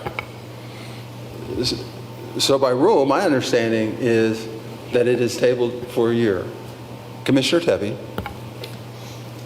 The motion was made to table this until the next legislative meeting. We have used tabling such as the CCA, where it was tabled until a future date, which was not a year, and it has been practiced within the commission before. That's correct. Commissioner Ackery. I'm simply asking for this to be tabled till the next legislative meeting to allow the public to have more time to talk about this. That's it, which is what I thought we just voted on. Vice Mayor? And I just want to clarify, that was my understanding of the motion, was to get a few questions answered, because I think that we all know that this is a next step, but we need to address these nuances. So I just want extreme clarity. What are the next steps here? Because 1 year was not my understanding, and It's not. okay, just that was it. I wanted clarity, because I think that the nuances that were just addressed are an incredible step towards where we need to be. I think there's minor things that need to be adjusted where we can introduce this and finalize it. So I just wanted clarity around that. That's all that I've got. Commissioner Downing. I believe the differences that we're discussing up here are the difference between tabling and passing things over. Is that correct? Passing things over means that it is off of our discussion for the next year. Tabling means that we have to identify the item and then specifically bring that up. It has to come from us and not from staff if we are wanting to bring it back onto the agenda. Robert's rules. Okay. With that item, Commissioner, any other questions on that? I'm going to ask for a suspension of the rules, because this would usually come up during discussion, but Commissioner Ackery has said that he wants to have the public informed. So without objection, can I suspend the rules so I can ask Commissioner Ackery? Yes. Are you, Yep. without objection? Without objection. So you're saying that you want the public to have a public forum, or are you stating that you just want questions answered by staff? I would like to extend the time that the public has to ask us and staff more questions before we put it back on a vote. Okay, so you're not asking for a public session? No, sir. You're asking for just the public to have the right to come back and speak with us? Yes. Okay. Okay. All right. Madam City Manager. Frank? So just to be very technical. We need technical at this point. So the motion was to table the mayor's motion, not to table the item. So therefore, the commission has the ability to move something to the next legislative agenda. So you have effectively tabled the motion to pass the item, but you have not passed over the item itself. You are simply moving the item to the next legislative meeting and, in effect, tabling the mayor's motion, so pausing the mayor's motion. Procedurally, then we need to, I'm sorry. No, go ahead. Commissioner Downing? Procedurally, then we need to table the item itself. No? No. Through the effect of the motion, Okay. you guys have moved it to the next legislative item, the next legislative agenda. Okay. So Vice Mayor? Just a quick question, and to Commissioner Ackery's point, I know that the desire here is to hear a little more, get some insight, just generally, maybe some staff questions. What is, just because I know that there's a lot of technicalities that we're operating around at the moment, I think that we need to understand the timeline that we're discussing with the public to say, hey, reach out to us, talk through about, what you want. I didn't know if you had any vision around that, because obviously I think that at some point we need to move this forward, but we need to make sure it's very narrow. And I think the exceptions that were laid out by Mayor Washington are very narrow, and there might be a couple other things that we can pick up. But what do you envision here, just so we can be same page? Looking at my calendar, hold on. The 8th, is that right? Yeah, next legislative meeting is the 8th. Is that correct? Yeah. So I think we should bring this back onto the agenda on the 8th and take a vote then.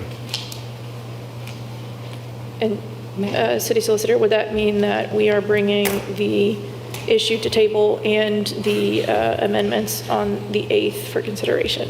Am I understanding that correctly at the same Can time? I interject Yeah, for just a please. second? Can we get 5 minutes to just look at the rules and come back? Would that be possible, just 5 minutes? Yes, we can. So we can be perfectly clear about the direction moving forward. We will stand in recess. So the measure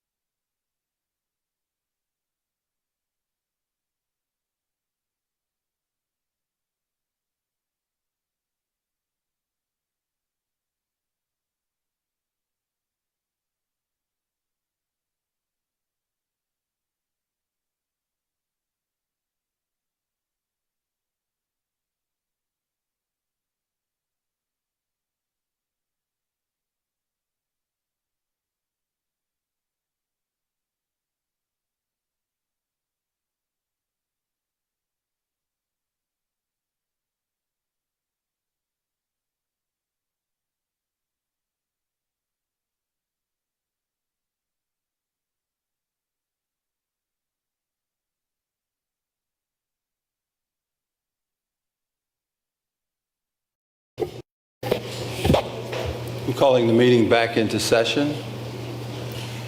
Solicitor Schultz.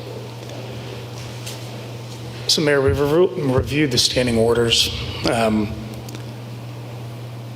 There is some ambiguity, so on whether or not your motion would be tabled for a year or for 2 weeks.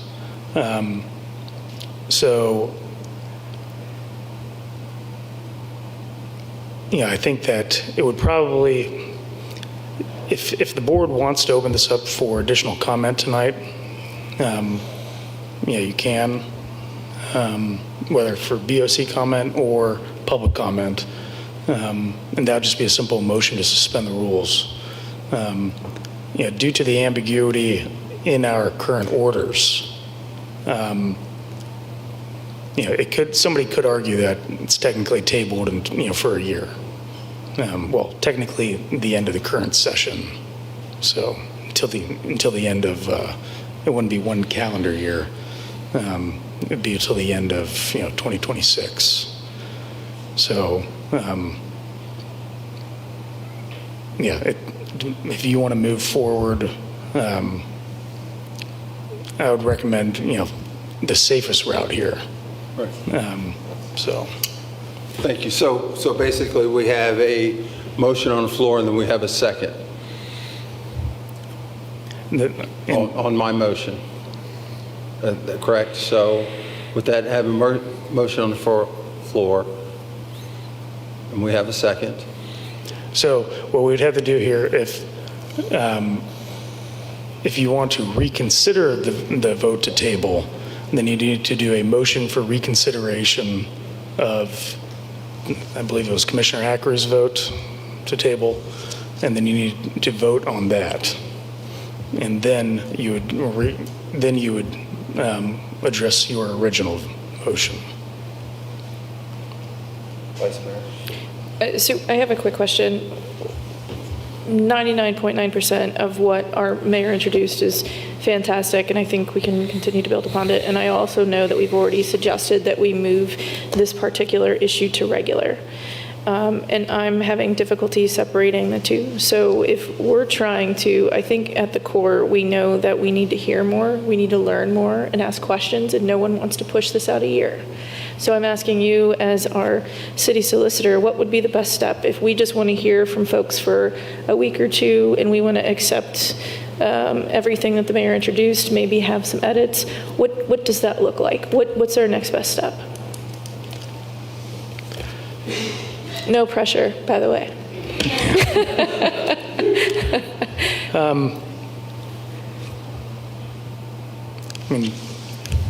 If you want to push it out for additional review, you could allow additional comment tonight, see if there's anybody else here that would like to comment. I don't think that that's likely that we're going to get the folks out here tonight. That's the ticket. If you want to push it out further, then you run the risk of this ambiguity in the rules, and whether or not somebody tries to attack the decision later, that it really should be tabled for a year. And then my only other question would be, and you're the expert here, but there's been multiple occasions in which we've suspended the rules to achieve an objective. Would that be an option here on some level? That would be an option. Okay, that's all I needed. Thank you. Hence the finger. Commissioner Downey. Thank you. I think that we are in a situation where we know what each of the commissioners has expressed in terms of their desire. We know that we have a motion put forth by the mayor in order to outline additional requirements before this contract. We know that we have a commissioner that has proposed moving this off for 2 weeks in order to accept additional public comment. We know that we've gotten that second. Regardless of what Robert's rules are or what our current procedural process has been, we should, in theory, be able to suspend rules to be able to accept that sequence of events such that we can then apply them for the next 2 weeks. Is that correct? That is my understanding, yes. And if we did such a action, is that something that could then be held in, could we then be challenged based on? You could. I don't know if, I don't think that challenge would win. All right. So then, can you recommend the course of action so that way I don't bumble it with my inadequate legal expertise, so that way the commissioners that have made the proposal can move forward with the proposal that they desire? And before you answer that, is there not a standing motion right now on the floor? So there can't be doesn't that have to be ruled upon or voted on before another motion is entered? Your motion for reconsideration, then, yeah, I mean, I think, assuming, yeah, that would need to be ruled on first. Can you repeat the current motion? So it would be, I believe it's a motion for reconsideration of the original motion to table. Brother, my head hurts at this point. Mine does too. So, excuse me. In order to ensure that, this is the cleanest route possible, the suspension of the rules would have needed to come before the tabling. So you need to basically void the prior motion that tabled it. And you do that by doing a motion to reconsider. Okay. And then after that, you need to do a motion to suspend the rules. Okay. And then another motion to table. So to clarify. So we need 3 motions.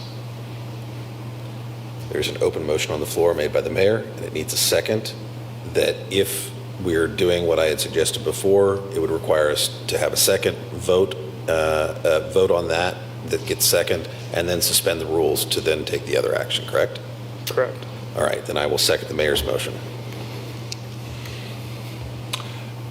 I have a motion on the floor to reconsider my motion, and we have a second. Is there discussion? Okay. Hearing no discussion on reconsidering my motion, it'll die, right? If it's so. With that, would the clerk call the roll? Commissioner Ackrey? I'm just going to be frank. I still don't know exactly what we're doing here. Like, I asked this, I'm simply asking the table for 2 weeks.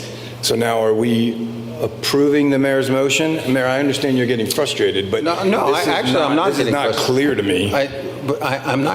I'm actually not getting frustrated.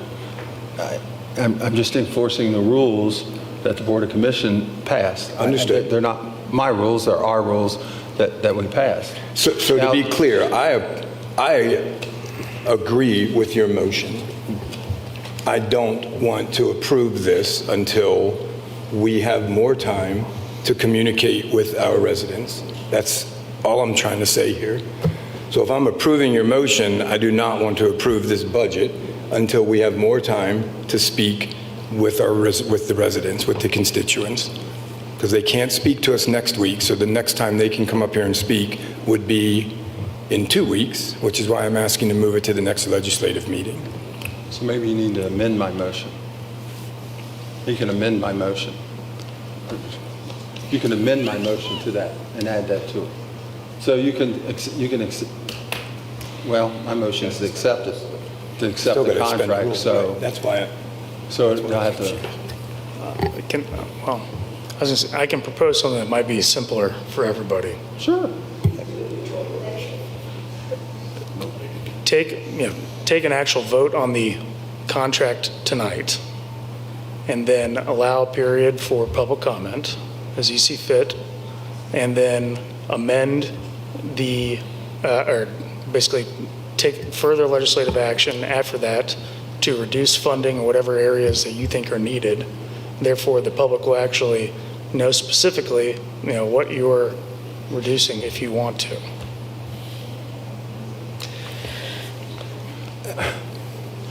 Vice Mayor Smith, who's also an attorney.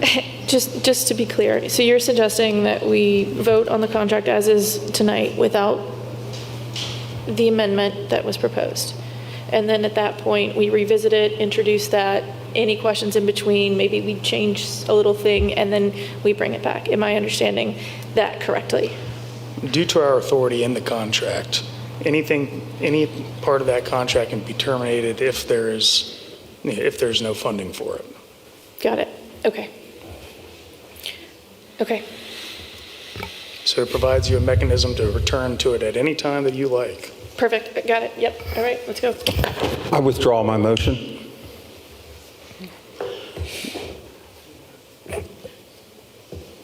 Now we'll need Do I have a motion? Do I have a motion to, will the clerk please report number 19? Or 15, my apologies. I'm sorry. Can you read number 15, please? Yes. An order authorizing the mayor to execute an agreement with Axon Enterprise Incorporated to provide an updated suite of equipment, software, and licensing for the police department. May I have a motion? I'll make that motion. Motion by the Vice Mayor. May I have a second?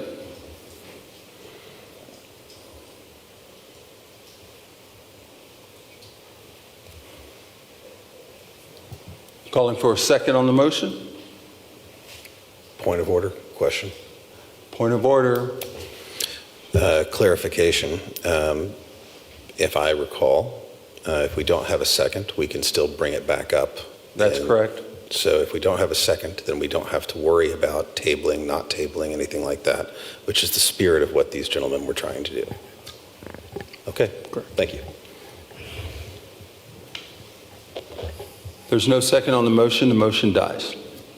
There's no motion. So with that, we're going to move to the next order of business, and I'll make remarks about the Axon contract by rule under mayor's comments and discussions.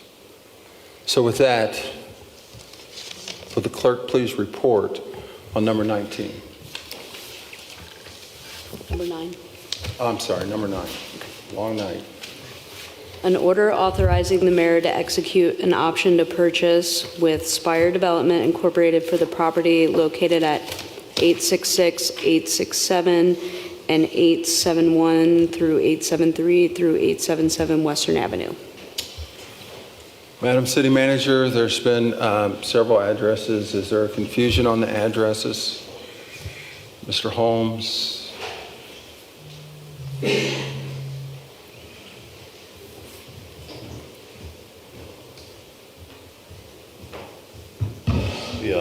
Good evening. The address included with the option are 867 Western, and the parcel that is 871, 73, and 77 Western.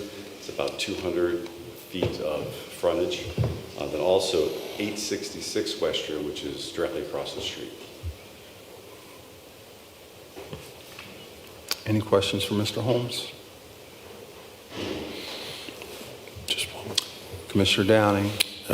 We had a member of the public come up and express some concern about the way that the information was being calculated. As you listened to what he shared with the commission, is there any concerns that you have based on what he had shared? No, but I'm not a surveyor, and just based on taking a look at the measurements, it seems like close to an acre, a little bit over an acre. But you cannot rely on LinkGIS for 100% accurate field verification. I've had this happen with other projects where we've been involved with, where actually the surveyor, our survey showed much different than what was on LinkGIS by several feet. So the primary land in question is about 200 feet of frontage. All right, thank you. Any other questions for Mr. Holmes? Will the clerk please call the, well, Commissioner, I have to have a motion in a second, right? Motion, Commissioner Ackery. I'll second. Second, Commissioner Downing. Clerk, please call the roll. Commissioner Ackery? Aye. Commissioner Downing? Aye. Commissioner Smith? Aye. Commissioner Tebby? Aye. Mayor Washington? Aye. Motion passes. Okay, next order of business. Man. Commission discussion items. Any commissioner wishing to discuss any items? Commissioner comments? No commissioner comments. Mayor's comments. So if you're moving it to the legislative agenda, which takes unanimous consent, and you want to have public comment at the legislative form, I don't know that I'm comfortable with moving it to the legislative session. Are you not thinking that maybe you want to carve out special times to have the public come and just address this issue and, push it out for like 30 days or so and just have a forum on this instead of, a legislative session where they're going to come and it's going to be restricted for 3 minutes and, staff's not going to, we've done these things before. I think it would be best if we just go ahead and have a forum. So what I would suggest is that we allow staff to put something together and to approach us, and we have a community forum on these cameras, and then out of that community forum, and then we can put it back on the regular agenda, meaning the consent, or not consent, but the caucus agenda, and then with that, we move it through the regular legislative process. Is that okay with everyone? I think it's a great idea. Okay. Commissioner Ackery? What will that do to the contract? City manager, sorry. The contract ends on September 30th. We can potentially see if we can get an extension, but I don't know. I don't know. The contract does end on September 30th. Yeah, for clarity, Mayor, and everybody else, the previous contract, obviously, we were okay with. This contract, I am mostly okay with. The public is not. And I feel that we, need to give them their time to ask more questions. I know we've drugged this out. I apologize. But Mayor, I appreciate that offer, and I think that is absolutely the right thing to do for the city. Vice Mayor? I second that, and I'll also say Axon knows our money's really good, so I'm assuming they'll work with us. I'll just say that. But I do want to commend everyone up here. This wasn't an easy conversation, and thank you to everyone that came out, everyone that's giving feedback, and even I know that we're all getting messages right now about this contract, so the engagement's pretty incredible, and I just wanted to say thank you. That's all. Commissioner Tebby. And just if there is any implications with waiting 30 days, can you just let us know as soon as possible? I support this. It's just, I know Link wrote an article in May during the budget session about the drone when we approved it then. And then this latest article didn't come out till Friday, and it looks like a big push was made to residents in the past 24 hours. So I just want to give people time to look over that article, listen to some of the things, and just ask us any questions they may have. So I think we're all in agreement. We're asking the city manager to look into a date approximately 30 days out or so to come back with a suggestion on, a public forum for this. And, we've done this before, and that's what we'll go for. Okay. It's been a long night, but I'm not finished. So, under Mayor's comments, Winston Avenue. As many people know, Winston Avenue, Latonia, needs to be resurfaced, something awful. Myself and my fellow elected members have been pushing on the state to get this done. We understand what our community, our neighborhoods are going through out there and falling into potholes. We've been in contact with District 6 over and over again, and we got a reply from the chief engineer that I personally find unsatisfactory.